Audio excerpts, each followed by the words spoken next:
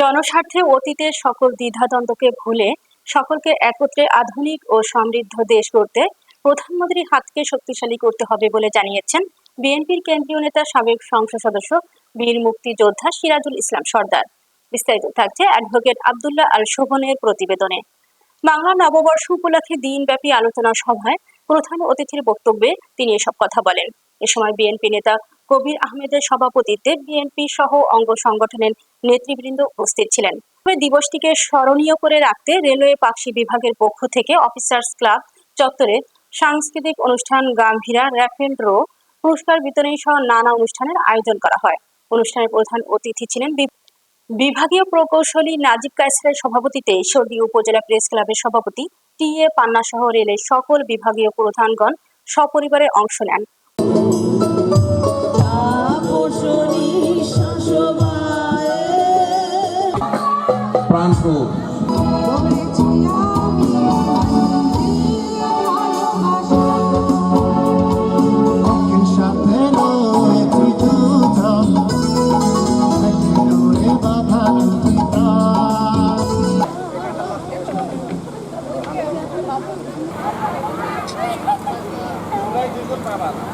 তুমি দেখো প্রভু জীবনের পরাজয়, দুঃখের গহনে করুণ রোদনে তিলে তিলে তার ক্ষয়, তিলে তিলে তার ক্ষয়।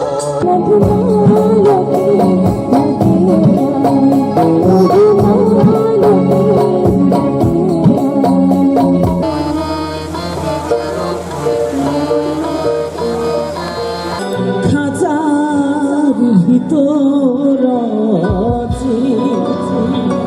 পাখি কেমনে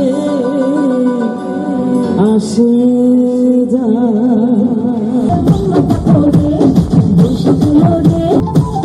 কি গান কাহিনী বে, কিসের আগুন কিসের বাগন, এটা কোনো গান হলো বে?